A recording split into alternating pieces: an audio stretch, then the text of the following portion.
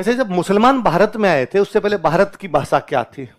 Basically उत्तर भारत में उस समय एक बोली भाषा थी, इसका नाम था खड़ी बोली। क्या नाम था? हिंदी का शुरुआती रूप। हिंदी नहीं, हिंदी से थोड़ा सा शुरुआती रूप, जिसको क्या बोलते थे? खड़ी बोली। मुसलमान जब भारत में बाहर से आए तो उनकी भाषा थी अरबी और फारसी। क्या थी? उनको अपने वाली नहीं आ रही, अपने को उन वाली नहीं आ रही, फिर एक मिली जुली भाषा बनाई ताकि समझ में आ जाए दोनों की। उर्दू। कौन सी बनाई? उर्दू भारत की भाषा है, मुसलमानों की नहीं। उर्दू मुसलमानों की होती तब तो भारत के अलावा बाकी मुसलमानों को भी आनी चाहिए ना। पाकिस्तान से बाहर किसी को नहीं आती। इधर पाकिस्तान, इधर बांग्लादेश, अपनी बनाई हुई है। इसलिए उर्दू में शब्द तो है अरबी फारसी, सॉरी शब्द तो है अपने हिंदी जैसे, लिखने का तरीका अरबी फारसी। लिखते उल्टा है भाई। अपने हिंदी कैसे लिखते हैं? इधर से इधर, उसमें बाद में इधर से इधर लिखेंगे, उल्टा लिखते हैं, जैसे अरबी फारसी लिखते हैं। पर वर्ड्स खूब सारे किसके हैं? अपने हिंदी के, संस्कृत के, भारतीय भाषाओं के वर्ड मिलेंगे। कुछ अरबी फारसी मिलेंगे पर खूब खूब सारे वर्ड ये मिलेंगे। इसलिए हिंदी में खूब सारे उर्दू के वर्ड मिलते हैं। तो हिंदी और उर्दू लगभग एक साथ डेवलप हुई। इसलिए जब आप पूरे दिन हिंदी बोल रहे होते हो तो आप 50% उर्दू बोल रहे होते हो, और यदि कोई उर्दू बोल रहा होता है तो आधे से अधिक हिंदी बोल रहा होता है। आपसे नहीं बोला जाता कि आज मेरे मेरे मित्र की प्रतीक्षा की। आप कहते हो मैंने दोस्त का इंतजार किया। दोस्त और इंतजार दोनों उर्दू है। आप कभी नहीं कहते कि मैंने समाचार पत्र का वाचन कर लिया है, अखबार पढ़ा है। अखबार तो उर्दू है। आप कभी नहीं पूछते किसी से कि मित्र आज क्या तिथि हो गई है, आज क्या दिनांक है। आप उससे पूछते हो कि आज क्या तारीख है। तारीख क्या है? तो आप सारे दिन क्या बोल रहे होते हो? उर्दू ही बोल रहे होते हो आप। तो ये दोनों, तो ये साहित्य पर प्रभाव आ गया। उनकी भाषा के शब्द अपने में अंदर जा रहे हैं, अपनी भाषा के शब्द उनके अंदर जा रहे हैं। यही तो इंडो इस्लामिक मिली जुली कल्चर है। जैसे स्थापत्य, अपने यहां पे गेट ऐसे बनते हैं, यही तरीका होता है। कोई गेट देख लो, अपना घर का गेट देख लो, दो पिलर खड़े किए, लेंटल लगा दिया ऊपर, है ना। अपने इसको बोला करते थे इंग्लिश में लेंटल, हिंदी में कहते सहतीर। क्या बोलते? बाहर से जो मुसलमान आए थे वो थोड़े स्टाइलिश थे इस मामले में। उन्होंने गेट इस प्रकार के बनाए। इंग्लिश में कहते हैं आर्च, हिंदी में कहते हैं मेहराब। क्या कहते हैं? अभी भी स्टाइल है। आज भी आपको जो विधानसभा देखने के लिए जाइए कभी राजस्थान की, उसके सारे गेट इसी स्टाइल में बने। बाकी छोड़िए, शादी का टेंट लगाते हैं, उस टेंट का मेन गेट देख लीजिए, कभी भी इसी प्रकार से बनाएंगे। और भी भारत की बिल्डिंग्स के गेट आपको ऐसे मिल जाएंगे। तो अब ये मेहराब था उनका तरीका, ये अपने वाला तरीका था। फिर दोनों चीजें मिली, थोड़ी चीजें उनकी आई, थोड़ी चीजें अपने आई। तो उस समय की जो भी मुसलमानों के आने के बाद की बिल्डिंग्स है, उनमें दोनों चीजें दिखाई देती है अपने को। स्थापत्य कुछ विशेषता मुसलमानों की है, स्थापत्य कुछ विशेषता किसकी है? हिंदुओं की। शुरुआत में ऐसा दिखाई देने का एक बड़ा कारण यह था कि मुसलमानों ने शुरुआत में जितनी मस्जिदें वगैरह बनाई वो यहाँ की बिल्डिंग्स को तोड़ तोड़ के, जैसे संस्कृत पाठशाला को तोड़ के मस्जिद बनाएगी। तो अब तोड़ने का मतलब यह था कि दीवारें तो पड़ी रही, तो छत उड़ा दो। तो दीवारें वो की वो पड़ी है, दीवारें तो रख ली, छत उसकी उड़ा दी गई। छत उड़ा दी तो अब छत उड़ा के उसका गेट वगैरह चेंज कर दिया गया।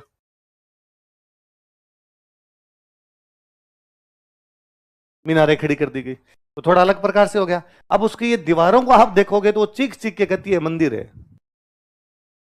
सरस्वती माता का मंदिर था, सरस्वती कंठा भरण, उसमें साथ में पाठशाला चलती है आपकी। छत वगैरह आप देखोगे तो आपको लगेगा मस्जिद है। नीचे से इंडोर, ऊपर से इस्लामिक। तो शुरुआत का कारण तो यह था। पर धीरे धीरे जब मुसलमान यहाँ स्टैब्लिश हो गए तो उन्होंने कहा नहीं भाई, अपने खुद की बनाएंगे। नहीं बनाते, पुरानी बिल्डिंग क्यों ले, नई बिल्डिंग बनाते हैं। और बनाने वाले तो सारे इंडियन थे। और मिस्त्री वे लोग होते हैं जिनको आप कितना भी बता दोगे ऐसे बनाना है, वो बनाता ठीक वैसे जैसे उसको आता है। उसके अलावा वो कोई आपकी बातें सुनता, मतलब आप किसी आर्किटेक्चर से मैप बनवा के लाए, नक्शा बनवा के लाए, यहाँ रसोई होनी चाहिए, यहाँ ये होना चाहिए, यहाँ ये होना चाहिए, वो आपकी सारी यहाँ में यहाँ मिला लेगा। लेकिन आपके जाने के बाद फिर वो कहेगा। 26 साल का एक्सपीरियंस है।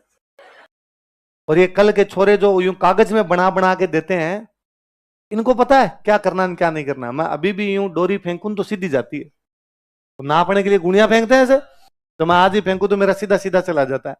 और ये मेरे को बताएं क्या करना है क्या नहीं करना है। इवन वो आपको कन्विंस तक कर लेते हैं कि नहीं, सीढ़ियों के नीचे वॉशरूम बनाना, अलग बनाना है आपने, और अपने आर्किटेक्चर वाले नक्शे को छोड़ते हैं साइड में, अपने वही करते हैं जैसा कौन करवा रहा होता है अपने से, मिस्त्री जी करवा रहे होते हैं।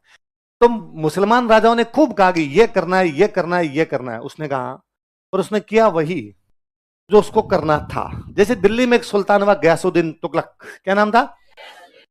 अच्छा, ये शुरुआत में जो तुर्क आए थे ना, ये अपने मकबरे खुद भी बनवा लिया करते। मकबरा समझते हो भाई? हिंदुओं में जला देते हैं, मुसलमानों में क्या करते? दफनाते। तो जहां दफनाते उसके ऊपर बिल्डिंग बनाते। जैसे ताजमहल मकबरा है, ताजमहल क्या है? मकबरा।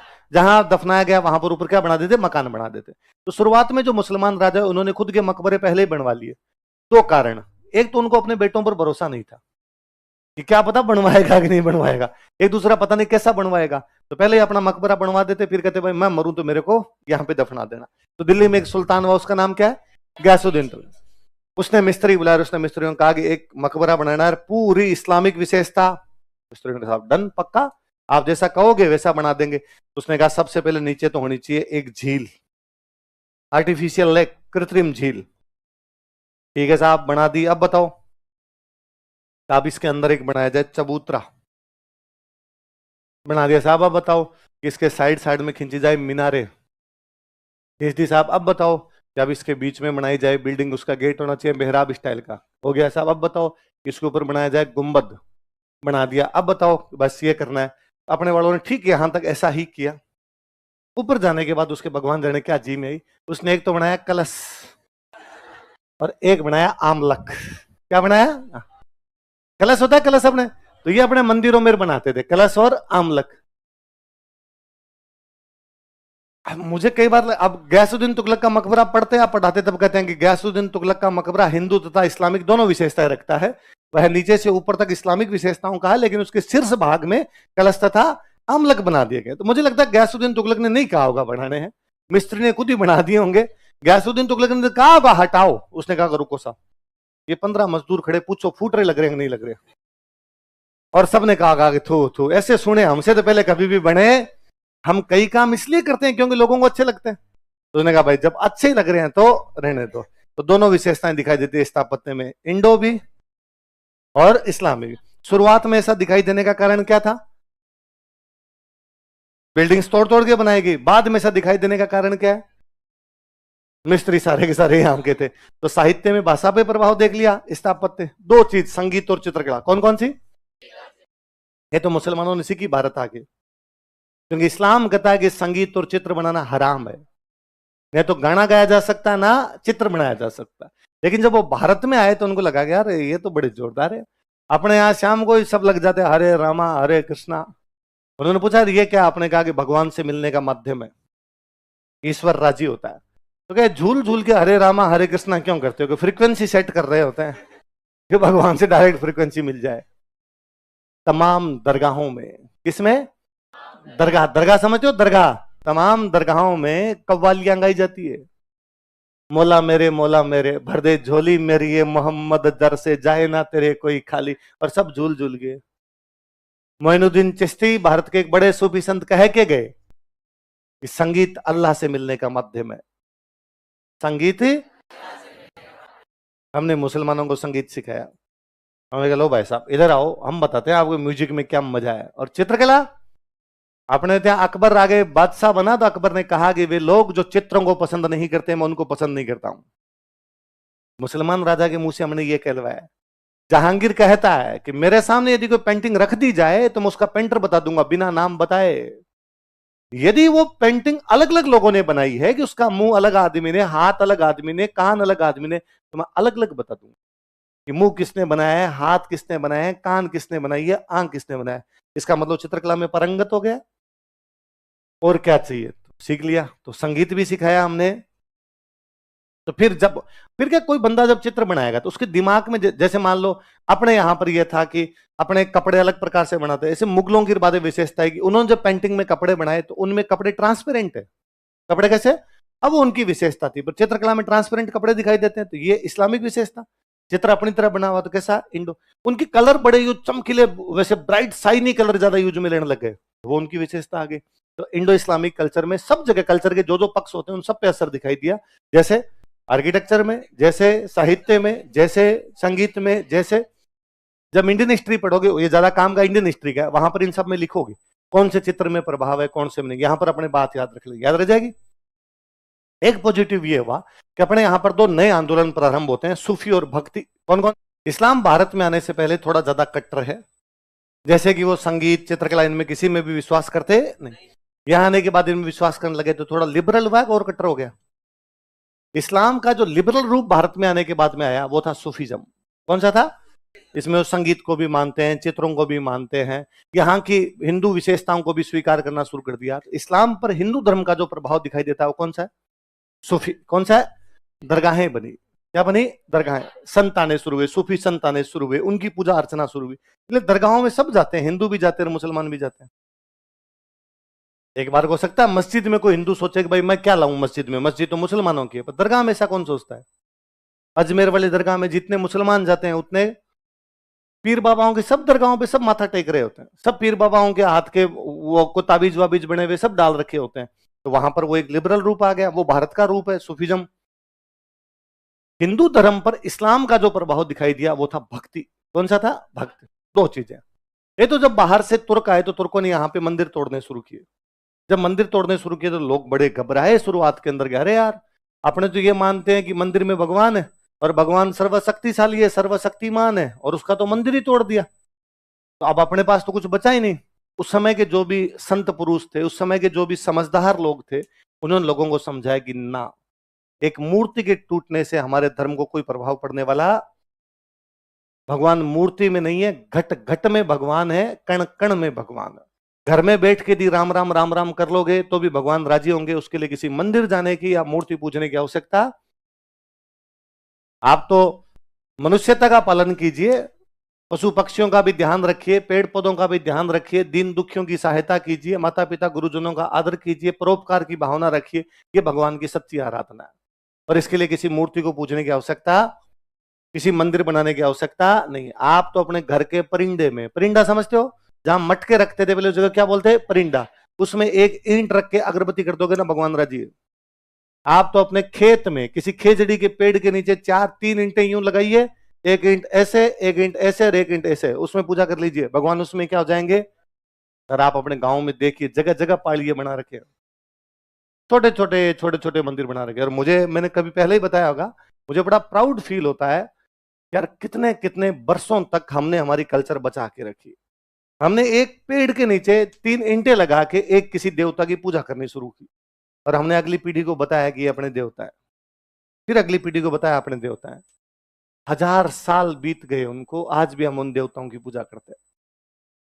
मैं और देखता हूं कि आज भी जब कोई नई शादी होती है, नई बीननी आई, अगले दिन ही कहते हैं बीन बीननी को धोख लगवाते हैं। क्या कभी सुना आपने कि बीन बीननी की धोख के लिए अयोध्या गए, कि राम जी की धोख लगवा देते हैं? या किसी ने कहा कि मथुरा वृंदावन की तो पक्की एक बार यात्रा करवा देते, बीननी नहीं आई है ना।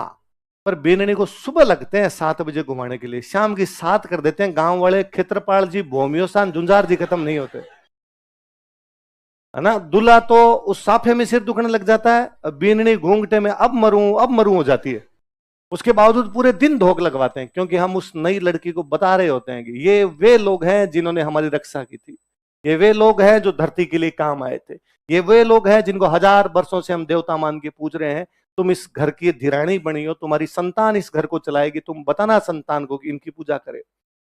हम पहले दिन से उसके मन में संस्कार डाल रहे होते हैं। ये हमारा एक नया कंसेप्ट आया था, इसमें हम बिना मूर्ति के भगवान की पूजा कर रहे थे। भक्ति आंदोलन। कौन सा आंदोलन था? भक्ति आंदोलन। तो उधर मुसलमानों की तरफ से कौन सा शुरू हुआ? सूफी। हमारी तरफ से कौन सा शुरू हुआ? नई चीज, जिसके अंदर ज्यादा कोई हमें मूर्ति और भगवान या पुजारी जी की कोई आवश्यकता नहीं थी। तो 2 नई चीजें आ गई, भक्ति और सूफी। अब नकारात्मक। अभी हम जब बात कर रहे हैं कि मंदिर तोड़ दिए गए, किसी चीज को जब तोड़ोगे वो कल्चर के लिए पॉजिटिव है कि नेगेटिव है? उस समय भारत में बेसिकली 2 धर्म हुआ करते बड़े तौर पे, हिंदू और बौद्ध। कौन कौन से? हिंदू और बौद्ध। हिंदुओं के होते मंदिर, बौद्धों के होते मठ। हिंदुओं के तो मंदिर, बौद्धों के दोनों तोड़े गए। इससे हमारी आर्ट एंड कल्चर को क्या पहुंचा? नुकसान। या हमारी स्थापत्य कला क्या पहुंचा? नुकसान। लिखो, जब हम ये कहते हैं कि मंदिर तोड़े गए, उस समय के हमारे जो मंदिर है ना, वो केवल मंदिर नहीं है, वो स्कूल थे। वो क्या थे? सरस्वती कंठाभरण नाम ही है उसका। वो मंदिर है सरस्वती माता का, साथ में उसमें क्या चलती है, स्कूल चलती है, गुरुकुल। क्या थे वो? तो जब आप कहते हो मंदिर तोड़ दिया, इसका मतलब आपने स्कूल तोड़ दी, इसका मतलब आपने एजुकेशन खत्म कर दी हमारी। तो सबसे बुरा नुकसान ये पहुंचा कि 700 से लेके लगभग 1800 तक, 700 से लेके एजुकेशन हिल गई अपनी। और लड़ाइयों के माहौल में व्यक्ति क्या सोचेगा, जान बचे या पढ़े? ज्यादातर ध्यान रक्षा पर ही रहेगा, डिफेंसिव ही हो गए, पढ़ाई के बारे में सोचा नहीं। 1800 के बाद जब अंग्रेज आए तो उन्होंने लड़ाइयां तो बंद कर दी, स्कूल वापस शुरू हुए, पर उन्होंने अपनी एजुकेशन लगा दी। वो हमारे 200 बरस बीत जाने के बाद भी समझ नहीं आ रही। हमारे समझ नहीं आ रहा है कि वो जो पढ़ाई हम 12वीं तक करके तो हैं, फिर भी कुछ आता क्यों नहीं है, सीखे क्यों नहीं पढ़ाई के बावजूद भी। न तो कोई हाथ का काम आता है हमें, ना कुछ पढ़ के आए वो कहीं काम आ रहा है, उसका कहीं प्रैक्टिकल यूज दिखाई दे रहा है, ना कोई व्यक्तित्व विकास ज्यादा दिखाई दे रहा है। केवल एक किताब की, एक क्लास की कुछ किताबें हैं, उनमें कुछ नंबर, और अगली क्लास, फिर एक साल में कुछ किताबें हैं, कुछ नंबर, फिर अगली क्लास, कुछ भी नहीं आ रहा। डी रूटेड लोग ऐसे देश में जिसका उन किताबों से कोई लेना देना नहीं था, वो किताबें पढ़ा दी गई। इसलिए न तो हमें खुद वाला याद रहा, न उन वाला ले पाए। आधी छोड़ पूरी को ध्यावे, आधी मिले न पूरी पावे। अपने वाले को छोड़ के दूसरी तरफ जाने का प्रयास किया, ना खुद वाली मिली ना वो वाली मिली, ना दोनों में कोऑर्डिनेशन हुआ, ना माया मिली न राम, दोनों से रह गया। ये बड़ा बुरा हुआ हमारे साथ में कि हम उससे कट गए पूरी तरीके से, कि वो चीजें हमारे अब समझ नहीं आ रही कि है क्या वास्तव में। कैसे 1000 वर्षों तक इस राजस्थान के लोगों ने बिना बारिश के पानी कैसे रखा। आज हर शहर कह रहा है कि जल संकट है, जल संकट है। हमने 1000 वर्षों तक बिना बारिश के ऐसी ऐसी जगह पे रहे हैं जहां पे अब किसी आदमी को अब भी यूं सोचा जाता है कि यार यहां रहते कैसे थे। आप बॉर्डर इलाके में घूमिए कभी, बीकानेर, जैसलमेर, बाड़मेर, इस इलाके में घूमिए, ठेठ एकदम टिपिकल बॉर्डर इलाके में, आपको आज भी लगेगा यार 1000 साल पहले कोई आया ही क्यों था यहां। रहना छोड़िए, यहां आप कैसे सकता है, क्या साधन रहा होगा। और यदि ये गांव 1000 साल से बसा हुआ है तो क्या खाते थे, क्या पीते थे। बारिश साल में ले दे के 20 दिन नहीं होती है, 355 दिन का सूखा जाता है आपका, 10 दिन आके आसपास आपकी बारिश होती है। उसके बावजूद उन लोगों ने नहीं कहा कि हमारे पानी कम पड़ रहा है। उन्होंने अपने तरीके अपनाए कि पानी स्टोर कर लेंगे हम, और एक बार में इतना स्टोर कर लेंगे कि राम जी 5 बरस नहीं बरसे ना तो प्यासे नहीं मरेंगे। उनके अपने तरीके थे। उन्होंने ये तक पता लगा लिया था कि पानी किधर से किस प्रकार से आता है, तो तालाब वहीं खोदा जाए जहां पर पानी स्टोर किया जा सके। उन्हें वो रास्ते सब, उनके जल संरक्षण की विधियां। पालीवाल ब्राह्मण थे अपने जैसलमेर में, खड़ीन खोद की खेती कर गए थे। उस समय बरसात के पानी से खेती करनी सीख ली थी उन लोगों ने। आज हम कहेंगे साहब फलाने देश के अंदर इस प्रकार की सिंचाई पद्धति है, हम कर रहे थे, पर बीच में फ्लो ही टूट गया। हमारे वाली याद रही नहीं, आगे वालों को वो पता नहीं थी।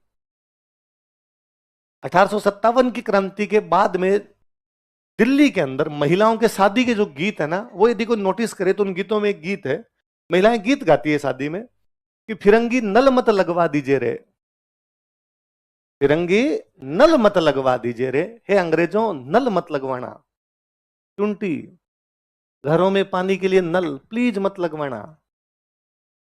क्योंकि पहले हम तालाब खोदते, तालाब में पानी इकट्ठा करते, उस तालाब के पानी का प्रयोग करते। अब अंग्रेज आए, अंग्रेजों ने कहा तालाब पे पानी लेने के लिए जाने की आवश्यकता, हम आपके घर में क्या लगवा देंगे, नल। तो क्या लगवा दिया, नल। अब आदमी तालाब पे जाएगा ही नहीं, उसको ये भी तो नहीं पता ना अब तालाब को साफ कब करना है। जब आप तालाब का प्रयोग कर रहे थे तो आपको पता था कि हर साल में एक बार तालाब की क्या होनी चाहिए। तब आपको यह भी पता था कि तालाब में गंदगी आ जाए, इसके बचने के लिए क्या करना चाहिए। हम ये तक जानते थे कि कौन से पौधे तालाब के अंदर लगाए जाए जो गंदगी को सोख ले। तालाब में पेड़ लगा लगा के रखते हैं। यार ये कुछ पौधे होंगे जो गंदगी को अपनी तरफ लेके जाएंगे, तो तालाब का पानी एकदम साफ रहेगा, नीचे बैठ जाएगा, ऊपर से एकदम साफ पानी आएगा। हम ये जानते थे कि इतना इलाका तालाब का है, इसमें चप्पलें लेके नहीं जानी है।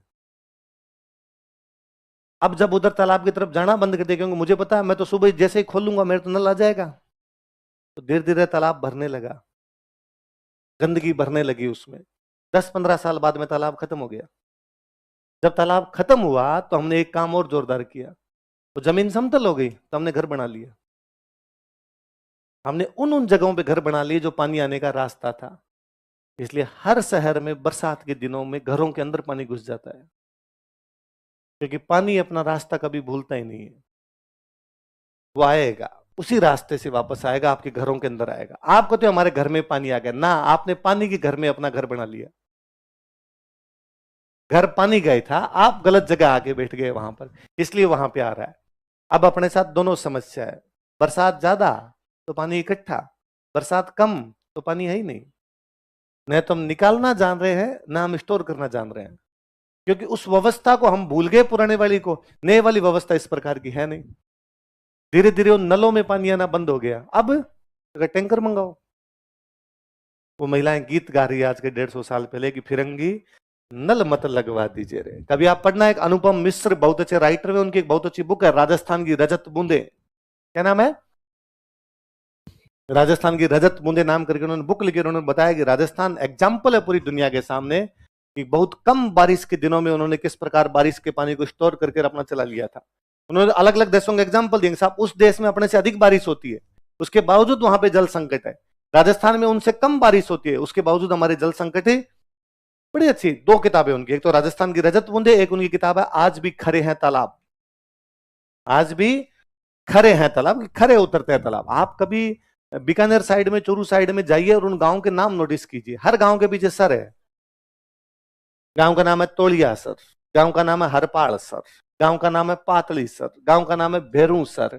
मतलब इसने तालाब बनाया, उसके नाम पर गांव का नाम है। हम समझते थे कि सबसे महत्वपूर्ण कोई चीज है तो वो कौन है? तालाब। ये चीजें कहां से आई? शिक्षा से। शिक्षा क्या हो गई? बंद। सबसे भयंकर नुकसान है। तीसरा लिखो। तो उन्होंने तोड़े बाद में। स्कूल कौन तोड़ता है यार? उन्होंने सारे के सारे स्कूल तोड़े। नालंदा विश्वविद्यालय था हमारे, तो एक ऐसा विश्वविद्यालय जिसका एंट्रेंस एग्जाम लगता था और 10 में से 2 पास होते, 8 फेल हो जाते। एक ऐसा विश्वविद्यालय इसमें आर्ट्स, कॉमर्स और साइंस अलग अलग कर रखी थी हमने उन दिनों में। एक ऐसा विश्वविद्यालय जिसमें रहने के लिए छात्रावास और प्रयोगशाला और पुस्तकालय तक बना रखे थे हमने। उन्होंने नालंदा की आग लगाई, अगले 6 महीनों तक नालंदा की आग नहीं बुझी। कितनी किताबें रखी होगी, कितना सारा साहित्य होगा जिन्होंने एक तुड़ी में स्वाहा करके रख दिया। एक एग्जाम्पल हमने पढ़ा, हमारे अजमेर में सरस्वती कंठाभरण थी, तोड़ गए। ऐसे सैकड़ों सैकड़ों, पता नहीं कितनी स्कूलें थी, वो सारी क्या कर दी गई। एक बहुत अच्छे राइटर में खलील जिब्रान, क्या नाम है? खलील जिब्रान की कहानी है कि एक बार शैतानों के राजा ने घोषणा की कि नए शैतान का चुनाव किया जाएगा। शैतान मतलब दुश्मन और दानव, दैत्य, राक्षस, बुरे लोग। शैतानों के राजा ने घोषणा की कि नए शैतान का चुनाव किया जाएगा। मैं बूढ़ा हो गया हूं, अब नया शैतान राजा बनाना है। आओ तुम बताओ कौन तुम में से सबसे बड़ा शैतान है। 6 महीने का समय, कुछ ऐसा करके शैतानी करके आओ कि मुझे लगे कि ये शैतानों का राजा बन सकता है। 6 महीने बाद एक शैतान है, उसने आकर कहा कि मैंने एक पूरे गांव में आग लगाई, छोटे छोटे बच्चे आग में तड़प के मरे, मुझे मजा आया उस सब में। उसने कहा आउट, बार बार। एक दूसरा यार उसने आकर कहा कि मैंने लोगों के कलेजे चीरे, उनका खून पी गया था मैं, बाहर। एक तीसरा उसने कहा पता नहीं कितनी महिलाओं के साथ मैंने रैप किए, उनको फेंक दिया गया, बेच दिया गया, छोटे बच्चों को काट दिया मैंने, गले काट काट के लटका दिए मैंने नीम के पेड़ों पर। आउट, भाग जाए यहाँ से। एक चौथा यार उसने कहा मैंने लोगों को पकड़ के पानी में डुबो डुबो के मारा इससे, और जब वो एक एक आदमी मर रहा था, तड़प रहा था, मेरी आत्मा खुश हो रही थी। भाग जाए यहाँ से, नहीं बनाएंगे तेरे को। एक पांचवा यार उसने कहा कि एक गांव में कुछ बच्चे स्कूल जा रहे थे, मैंने उनको स्कूल जाने का रास्ता भटका दिया। एक गांव में कुछ बच्चे स्कूल जा रहे थे, मैंने उनको स्कूल जाने का रास्ता, और शैतानों के राजा ने कहा कि यह है नया शैतान जो तुम्हें शिक्षा से रोके। वो कौन है? तुर्कों ने ये किया, शिक्षा से रोका। बाकी सब चीजों की भरपाई की जा सकती है, मंदिर पुनः बनेंगे, संस्कृतियां पेड़ों के नीचे, खेतों में, खलिहानों में, गांव में बचा ली जाएगी। एजुकेशन कहां से लाएंगे? वो जो सिस्टम हमने इतने वर्षों से डेवलप किया था, वो वापस हम दोबारा कभी भी डेवलप नहीं कर पाए। आगे अंग्रेजों वाला सिस्टम आ गया, उसमें अलग प्रकार की चीजें आ गई, इसलिए हम डिरूटेड लोग हैं, जड़ों से कटे हुए लोग हैं। धीरे धीरे असर दिखाई देने लगा है, जब आजकल हर तीसरा बच्चा कहने लगा कि मैं डिप्रेशन में हूं। भला राजस्थान के किसी व्यक्ति को डिप्रेशन कैसे हो सकता है? हमारे पूर्वजों के पास कुछ भी नहीं रहा होगा, पर डिप्रेशन तो फिर भी नहीं था। आप सोचो कि एक ऐसे माहौल में कोई व्यक्ति रहता है कि सुबह जब उठा है तो उसको यह पता नहीं कि मैं शाम तक जिंदा बचूंगा कि नहीं बचूंगा। डेली डेली लड़ाइयों में है, 1000 वर्षों तक वो तलवार लेके घूम रहा है, उसके बावजूद उसकी डिप्रेशन। एक परिवार की 3-3 पीढ़ियां एक साथ युद्ध में काम आई है। दादा मरा है उसी युद्ध में, बाप मरा है उसी युद्ध में, बेटा मरा है उसी युद्ध में। अब अगली पीढ़ी के अंदर कोई बचा ही नहीं है, परिवार में केवल महिलाएं बची है या छोटे छोटे को 2-2, 3-3 साल के बच्चे हैं। उसके बावजूद उन महिलाओं में डिप्रेशन नहीं है। उन्होंने वापस उस 3 साल के बच्चे को अगले 10 साल तक तैयार किया कि खड़ा हो, दादा का, बाप का, भाई का, सबका बदला लेना है तुझे। उन महिलाओं ने वापस तैयार किया कि जा, वापस जा, धरती नहीं देनी है किसी को। न तो उन महिलाओं को डिप्रेशन आया, ना उन बच्चों को कभी डिप्रेशन आया, ना वो पीढ़ियां जो मर गई खप गई उनको डिप्रेशन आया। जिस देश में राम जी कभी 5 वर्षों में एक बार राजी होते हो, फसलें कभी 5 साल में एक बार होती हो, वहां के किसान को कभी डिप्रेशन नहीं है। आप अभी तक ही नहीं सुनेंगे कि अपने कोई किसान ने सुसाइड कर लिया हो, जबकि आप देश में बाकी जगह सुन सकते हैं इस प्रकार की चीज। राजस्थान वालों में रेयर अपवाद स्वरूप अलग चीज हो जाएगी, पर जुझारू लोग रहे। प्रकृति ने हमें जुझारू बनाया कि तुम्हें मौसम नहीं दिया, तुम्हें बारिश नहीं दी, तुम्हें यहाँ पे धन धान्य नहीं दिया, तुम्हें अच्छी जमीन नहीं दी, भौगोलिक परिस्थितियां बहुत विपरीत दी। उन संघर्षों ने हमें तपाया और हम बहुत ज्यादा हुए। हम सीखे आसपास की चीजों से, ना साहब इन चीजों से बचा जा सकता है। क्या अजीब नहीं लगता कि पश्चिमी राजस्थान में जितनी सब्जियां बनती हैं उनमें से एक भी सब्जी नहीं है, फिर भी उन्होंने 1000 वर्षों में ऐसी ऐसी चीजों की सब्जियां बना ली जिनकी कोई कल्पना भी नहीं कर सकता कि ये भी सब्जी होती है क्या। उस घास फूस को भी हमने सब्जियों में कन्वर्ट कर रखा है। सांगरी सब्जी थोड़ी होती है हर कोई। अब सब्जी कैसे बोल सकते हो उसको? केर, तुम्बा, तुम्बा खाया हमने, तुम्बा मतलब तुम्बे को पशु खा ले, पशु मर जाए, भाई साहब इतना खारा होता है तुम्बा। हमने उसकी भी विधि बनाई कि इस तुम्बे को सुखा के कैसे इसका अचार बनाया जा सकता है। आप केर, ये केर जो होते हैं केर, आप तो केर को तोड़ के 2 केर खा के दिखाओ सीधे सीधे, मर जाए, जहर है जहर, वो इतना खारा होता है। पर हमने कहा कि ना, इसको छाछ में रखो 4-5 दिन, इसका नखरा झाड़ देंगे हम, चिंता करने की आवश्यकता नहीं है। और बाद में हम इसकी सब्जी भी बना लेंगे, बाद में हम इसका अचार बना देंगे, और अचार ऐसा बना देंगे कि 5 साल पड़ा रहेगा, खराब नहीं होगा। परिस्थितियों ने हमें बहुत कुछ सिखाएगा, यार ये भी किया जा सकता है, ये भी किया जा सकता है। किंकर होती है किंकर, किंकर की लगती है पातड़ी, उन पातड़ियों का अचार डाल लिया कि इस पातड़ी का भी अचार डाला जा सकता है, इस पातड़ी का अचार डाल लेते हैं। वो डाल के खाने लगे। खींप होता है खींप, खींप की लगती है खिम्पोड़ी, उन खिम्पोड़ी की सब्जी बनाई। फोगड़ा होता है फोगड़ा, उस फोग का हमने प्रयोग कर लिया कि इसका भी कुछ ना कुछ तो यूज में लिया जा सकता है। आंकड़ा होता है आंकड़ा, आंकड़ा जहर है जहर भाई साहब, उस आंकड़े के फूलों का भी हमने कुछ ना कुछ यूज ले लिया कि ये भी कहीं ना कहीं तो काम आ ही जाएगा। जाड़ होती है जाड़, उस जाड़ के वो पिल्लू लगते हैं, हमने उसको अंगूर बना लिया कि ना, खाने में मजा आएगा भाई साहब इसका। सांगरी सूख गई, सांगरी सब्जी बनी हो ठीक है, सांगरी सूख गई, हमने कहा खोखा है, दोनों जेब भरी, सारे दिन टावर बैठे बैठे खोके खाए। तो कितने वर्षों तक यार लोगों ने यूं रिसर्च किया होगा कि ये काम आ सकता है, ये काम आ सकता है, ये काम आ सकता है। पर जब एजुकेशन ही बदल गई, वो सिस्टम ही चेंज हो गया, तो अब इस प्रकार की चीजें भी अपने को समझ में आती। आज भी हम उन्हीं पुरानी विधियों पर नया हम कुछ भी करे नहीं पा रहे हैं। तो ये इसके सकारात्मक प्रभाव भी हो गए और इसके नकारात्मक। देखा होता है तो अपने को समझ में आता है भाई क्या क्या चीजें। वागड़ियों के तुम्हारे धन धान्य अच्छा होता है। कितने वागड़ियों क्लास में डूंगरपुर बांसवाड़ा कितने हो? अरे यार खूब सारे हो। चलो, पहले ना डूंगरपुर बांसवाड़ा के बच्चे यूं देखने को भी नहीं मिलते थे क्लास में। मैं तो यूं चाहता था कि भाई कोई जिंदा दिखे मेरे को, जिसको मैं टच कर सकूंगा। अरे तुम डूंगरपुर बांसवाड़ा के? क्योंकि ज्यादातर तो कोई आता थे नहीं, कोई टीवी में डूंगरपुर बांसवाड़ा का सुना था, बाहर में पढ़ा था।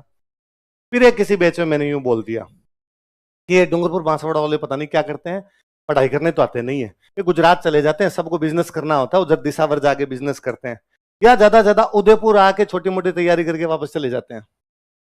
तो उस बैच में एक कोई लड़की थी, वो खड़ी, उसने कहा अरे सर ऐसे कैसे बोल सकते हैं आप, और हम डूंगरपुर बांसवाड़ा खूब सारे बच्चे हैं, 11 स्टूडेंट एक साथ आए हम, खड़े हो रहे, मुझे लगा तो हमने नाम ही निकाल दिया, डूंगरपुर वाली दीदी। और वो कोई पुराने बेच में आते थे, कोरोना से भी पहले का बेच है, कोरोना के ठीक बाद का बेच था कोई, मैं भूल गया, कोरोना के ठीक बाद वाला बेच था कोई उसमें। मैं अभी बीच में उदयपुर गया हुआ था, एक मंदिर में गया हुआ, मैं मंदिर से वापस निकल रहा, 4-5 लोग मेरी तरफ आए, तो उनमें वो एक लड़की मुझे जानी पहचानी सी लगी, तो मैंने यूं देखा, सर नमस्ते, मैं डूंगरपुर दीदी, अरे मैं मगर आपका जो पुण्य प्रताप है, आजकल हर क्लास में जो वागड़ी भर भर के आते हैं, है ना, पाटीदार एंड उधर वाले वागड़ी, हर क्लास के पांड्यान हर क्लास के अंदर दिखते हैं, तो तुम कितने हो, दोबारा हाथ खड़ा करना। अरे 15-20, कई झूठा ही कर दिया कि वागड़ियों की तारीफ कर रहे हैं, तुम हो नहीं तो है, हैं? तुम डूंगरपुर के पास क्यों, खेरवाड़ा, हाँ तो तुम भी खुद को वागड़ी मानते होंगे, वागड़ी बोल लेते तुम, हैं? वागड़ी बोल लेते हो, तुमको भी आती है वागड़ी?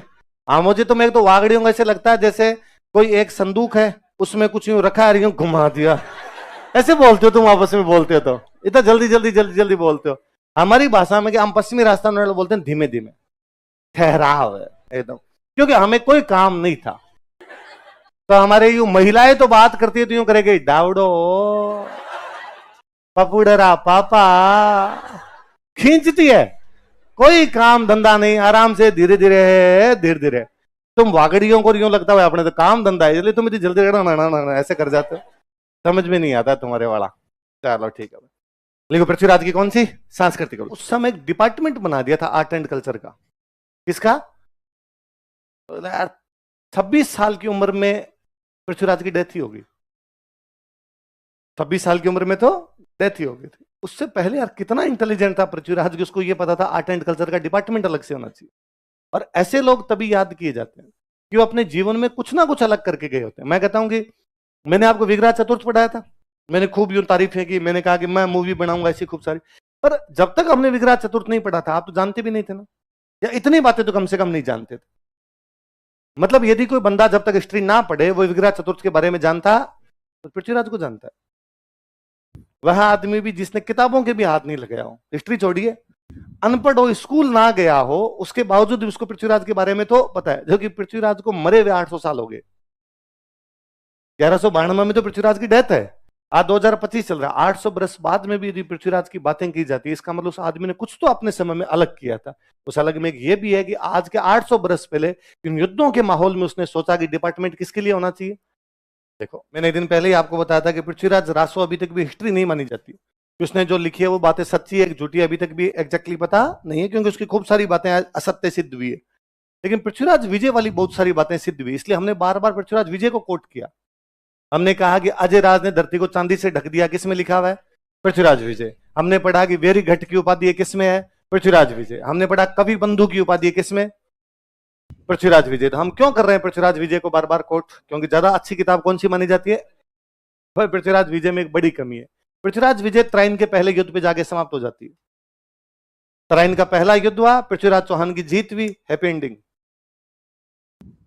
यदि वो पृथ्वीराज विजय में पृथ्वीराज के बारे में आगे 1 साल का वर्णन और देता, यदि हमें त्राइन के दूसरे युद्ध के बारे में बताता, तो हमें शायद पता चलता कि पृथ्वीराज की मृत्यु कैसे हुई। अभी तक हमारे पास में अलग अलग लोगों के अलग अलग कंसेप्ट है।